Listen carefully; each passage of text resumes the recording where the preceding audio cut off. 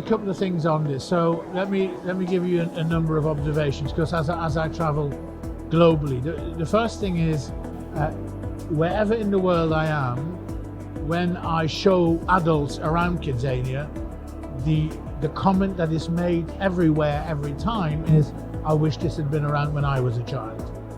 Right? So there's an element of, one, the realization from the adults that this is a good thing, and secondly, that they wish they could have played and role played like that. Secondly, adults, and I'm a parent too, we do have the habit of saying to our children, don't do this, don't do that, do it like this, come here, hold my hand. So the idea of the level of independence is a good thing. How else, as a child, can you make up your mind what you like and what you don't like, and why not? At the same time, of course, it's a good thing sometimes if parents and children do things together. So it's about a balance. I'm all for family days and them doing things together, as long as that's counterbalanced by children being allowed and enabled and are empowered to learn and gain experiences independently.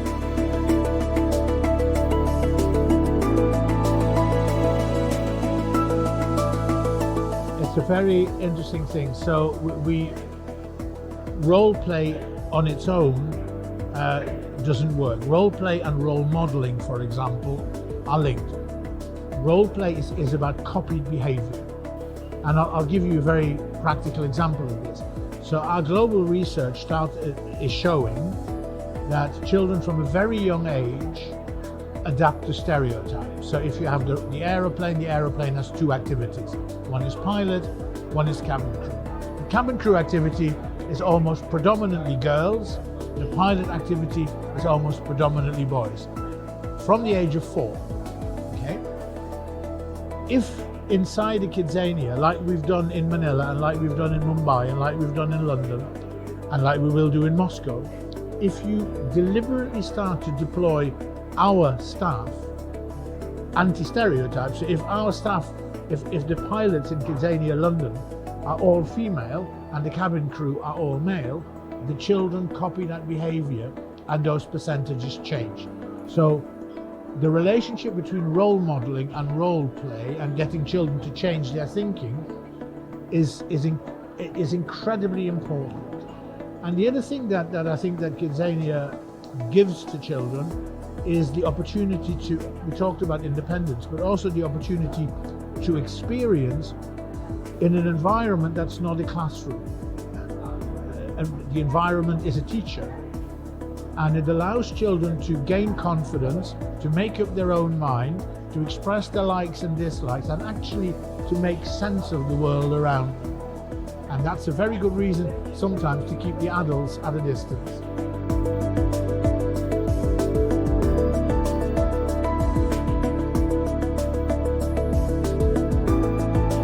It's a very interesting question, and I think that's a question that we need to look at as educators and as teachers, and indeed as politicians and policy makers.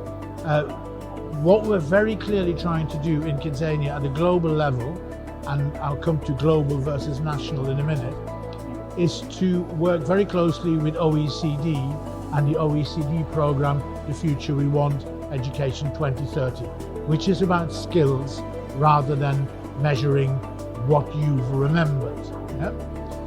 We need to globally move towards a skills-based education system rather than a system that tests how well you've remembered what you've been told in the last 10 months. I'm not going to go in and decry this, but if we want our children to have a chance of enjoying life in a world that changes incredibly quickly due to the influence of technology, we need to build in skills like not just communication skills and the ones that are listed, but the skill to adapt, the skill to be ready for change, the skill to be confident enough to do this. So the experience that sit around the 4 Ks are as important as the identified skills themselves.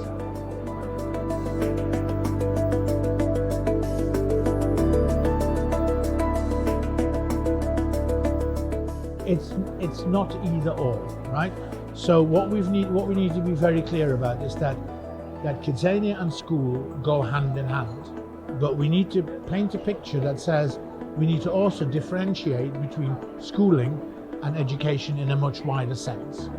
Okay, so the knowledge that the children have been taught at school can be applied at KidZania, and the child makes sense of it all, has a greater enjoyment and understanding and a sense of purpose by which you are more motivated, A, to learn, and better to understand what you have learned and why.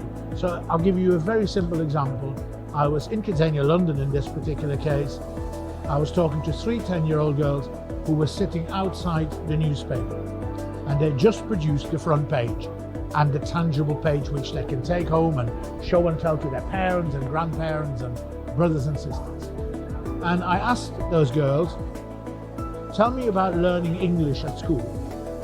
And they were, to put it mildly, slightly negative. They kind of said, well, it's okay. And then I said to them, and which bit is it you like best? And they said, speaking and listening is what we like best.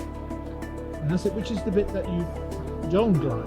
And unreservedly and very quickly they answered, writing. Why don't you like writing? Well, because it's boring. Why is it boring? Because we're told what to write and how to do it, and we get corrected in red, and you get all the answers. So I turned the conversation and said to them, how did you like producing the front page of the newspaper? And the answer was entirely positive. It was brilliant because you can do it together and you can help each other out and you can make the text better and you can correct your own mistakes. So essentially what those children were saying was, when they wrote in a certain way, something that they can take away and be proud of that they've done together, they feel they raised the bar together, they thoroughly enjoyed it. When I pointed out to them that one of the reasons they so enjoyed producing the front page of the newspaper was because they'd been taught at school how to write, they make the connection. And that is why KidZania and many other places, incidentally, can lay claim to saying, if you practice the maths in a practical environment, if you practice the maths in the English or the Russian in a practical environment, or your sciences, it makes more sense and you will do better. Your results, your level of understanding will be greater.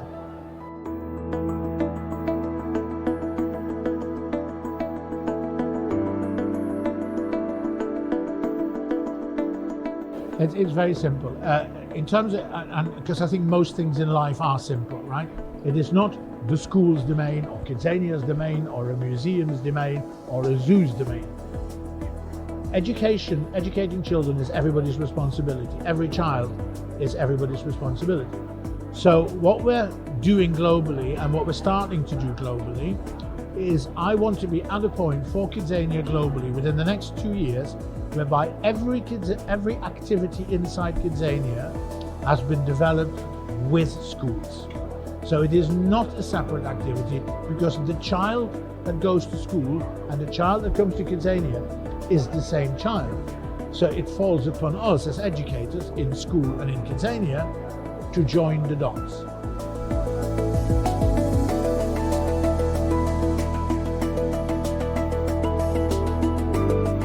They can, but not as well.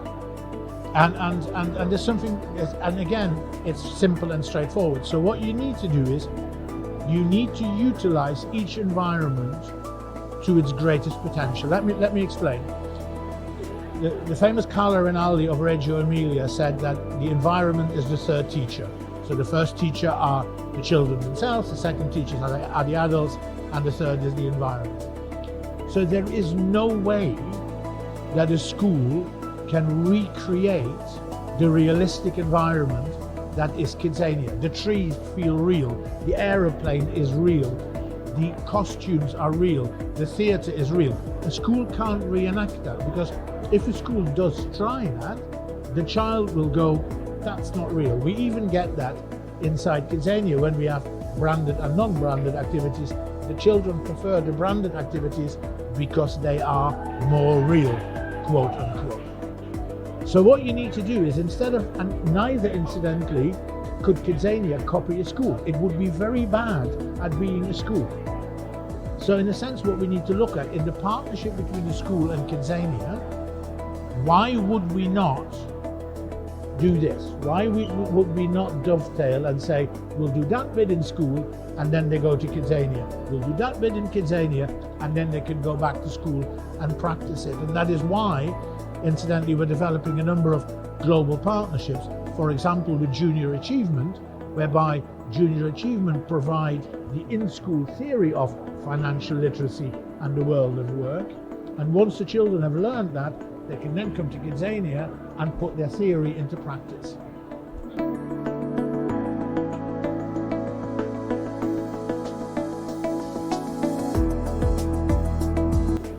I'm going to be brutally honest with you now, yeah, because I think that's the best way to do it. And I think the answer focuses around a number of points. One is a number of a number of entertainment outlets, organizations have discovered that if they put the word educational next to them, they might make more money. So some of this is no doubt economically motivated. Incidentally, where it is economically motivated, it won't work. I'll come to that in a minute too.